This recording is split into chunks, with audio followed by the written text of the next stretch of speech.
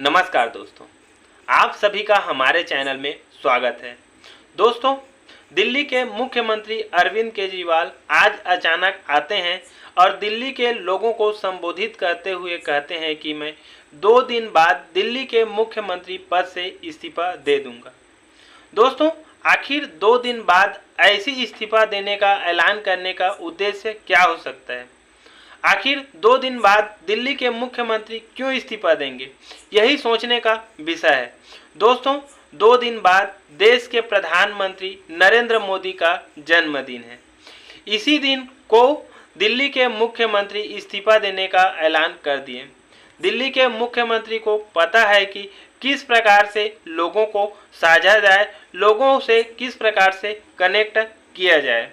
जिस प्रकार देश के प्रधानमंत्री नरेंद्र मोदी टाइमिंग का उपयोग करते थे, अचानक कुछ भी ऐलान कर देते थे, जनता को कुछ भी संबोधित कर देते थे। अचानक लॉकडाउन, अचानक नोटबंदी का ऐलान करने में जिस प्रकार नरेंद्र मोदी सक्षम थे, उसी प्रकार दिल्ली के मुख्यमंत्री अरविंद केजरीवाल भी इस चीज़ पर महारत हासिल कर लिए हैं। दोस्तों, इसीलिए दिल्ली के मुख्यमंत्री अरविंद केजरीवाल ठीक प्रधानमंत्री नरेंद्र मोदी के जन्मदिन के समय पर अपने मुख्यमंत्री पद से इस्तीफा देंगे। दोस्तों, उन्होंने कहा कि अब मेरा हौसला 100 गुना बढ़ गया है, मेरा हौसला चट्टानों की तरह मजबूत हो गया है। दिल्ली के मुख्यमंत्री अरविंद केजरीवाल प्रधानमंत्री नरेंद्र मोदी पर आरोप लगाते हुए कहा कि उन्होंने आम आदमी पार्टी को तोड़ने के लिए पुरजोर प्रयास किया।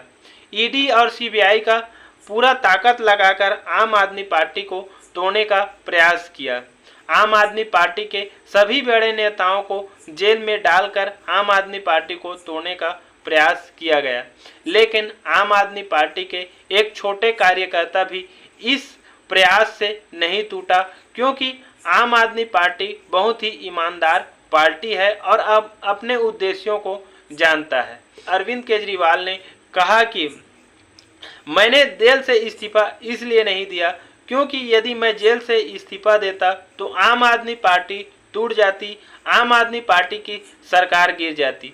देश के प्रधानमंत्री नरेंद्र मोदी यही चाहते थे कि आम आदमी पार्टी टूट जाए, आम आदमी पार्टी की सरकार गिर जाए, लेकिन देश के प्रधानमंत्री ने अपनी तानाशाही के बदौलत हमें तोड़ने का प्रयास किया, लेकिन प्रधानमंत्री का तानाशाही हम पर नहीं तड़ पाया और हमारा हौसला चट्टानों की तरह मजबूत है, इसलिए हम नहीं टूटे। ईडी और सीबीआई के केस पर किसी पर दर्ज होता है तो यह केस लंबा चलता है।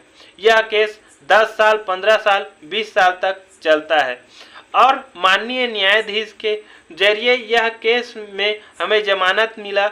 यह बहुत गर्व की बात है, यहाँ जमानत मिलना बहुत मुश्किल है। उन्होंने माननीय न्यायाधीश को शुक्रिया अदा की। दोस्तों, अरविंद केजरीवाल ने प्रधानमंत्री नरेंद्र मोदी से यह पूछा कि भारतीय जनता पार्टी से यह पूछा कि अगले साल वे 75 साल के हो जाएंगे, तो अगला प्रधानमंत्री कौन होगा यह हमें बताएं, और अगला प्रधानमंत्री जो भी होगा वे क्या प्रधानमंत्री नरेंद्र मोदी की गारंटी को निभाएगा या नहीं निभाएगा, इसका उन्होंने भारतीय जनता पार्टी से जवाब मांगा। दोस्तों, हम आपको बता दें कि भारतीय जनता पार्टी केजरीवाल से हमेशा कहती रहती थी कि केजरीवाल अपने मुख्यमंत्री पद से इस्तीफा दें, लेकिन हम आपको बता दें कि जब उड़ीसा में रेल हादसा हुआ, 250 आदमियों की जब जान चली गई, तो पूरा देश कहता था कि उड़ीसा के मुख्यमंत्री इस्तीफा दे।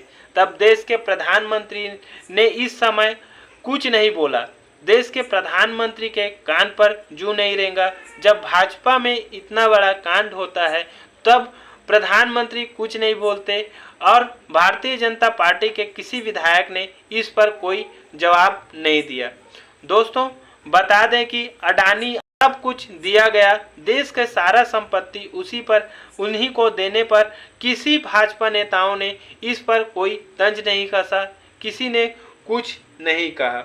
जब मणिपुर जलता रहा, मणिपुर के बेटी पर इतना हादसा हुआ, तब मणिपुर के मुख्यमंत्री की इस्तीफा की बात किसी भाजपा नेता ने नहीं की। ब्रिजभूषण कर आरोप लगा, जब बेटी बचाओ बेटी पढ़ाओ जैसी नारा देश के प्रधानमंत्री ने दिया, जब बेटी बचाने पढ़ाने की बात आई, जब किसी महिला पर इतना दुष्कर्म किया गया, तब देश के प्रधानमंत्री ने कुछ नहीं किया।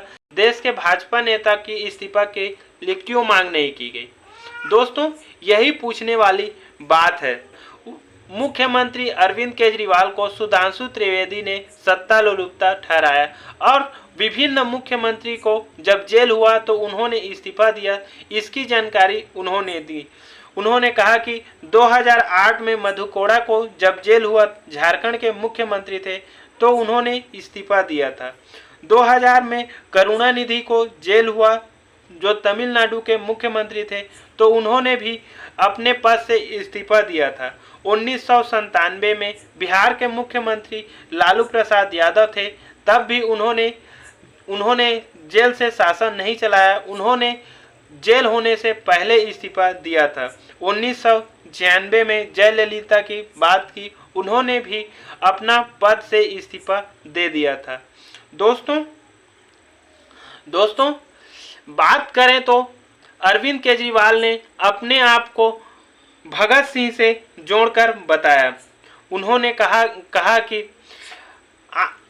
कहा कि देश के प्रधानमंत्री पूरी तरीके से निरंकुश हो गई है। जब भगत सिंह को जेल हुई थी, तब भगत सिंह से पूरा देश मिलने आ सकता था। भगत सिंह के सगे संबंधी और अनेक क्रांतिकारी जेल में मिलने आते थे, तो जाहिर है राजनीतिक बातें ही होती थी। दोस्तों, आम आदमी पार्टी के संगठन मंत्री संदीप पाठक मुझसे मिलने आए, तब उस पर प्रतिबंध लगा दिया गया। उसे कहा गया कि आप दोबारा नहीं मिल सकते। जाहिर है कि उससे मिला तो राजनीतिक बातें हुई होगी। दोस्तों, तब के ज़माने, अंग्रेज़ों के ज़माने में इतना पाबंद नहीं था, इतना पाबंद आज के ज़माने में प्रधानमंत्री नरेंद्र मोदी द्वारा लगाया गया है। यहाँ तक देखने के लिए आप सभी का धन्यवाद।